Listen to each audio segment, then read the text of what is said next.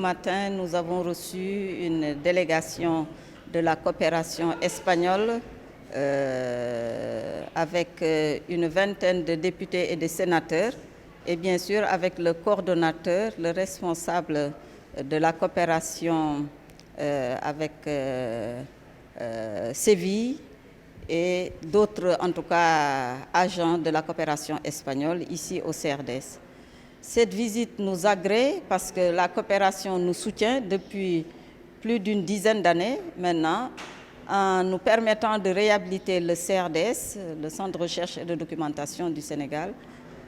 Après la réhabilitation, ils nous ont soutenus par l'installation d'un compactus pour une meilleure conservation et gestion des collections du musée. Et entre parenthèses d'ailleurs, pour la petite histoire, en installant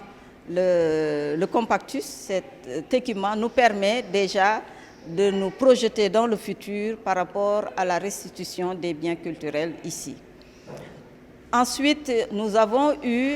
encore un soutien, toujours de la coopération espagnole par le biais de EOU, c'est-à-dire l'école industrielle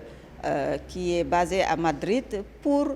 installer la pépinière du CRDS, qui est un espace qui est surtout dédié à la formation des jeunes, des femmes, des associations, mais nous permet en même temps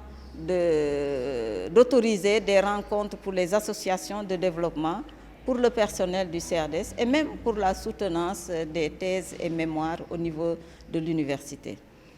Et le dernier en date avec la coopération espagnole, c'est surtout l'installation du Centre d'interprétation du patrimoine culturel et naturel,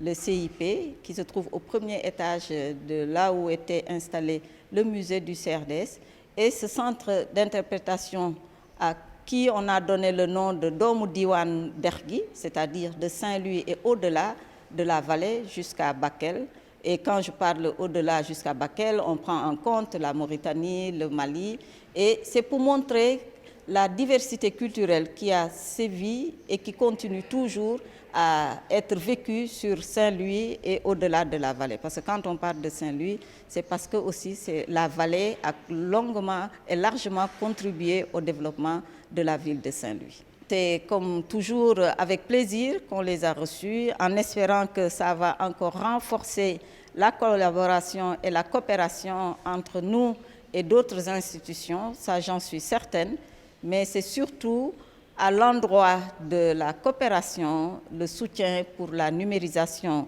du fonds ancien du CRDS, mais aussi des fonds que nous trouverons dans d'autres institutions publiques de Saint-Louis, mais dans certaines familles religieuses aussi de Saint-Louis. En tout cas, merci à la coopération et à l'ambassade d'avoir pensé à venir au CRDS et merci aussi à vous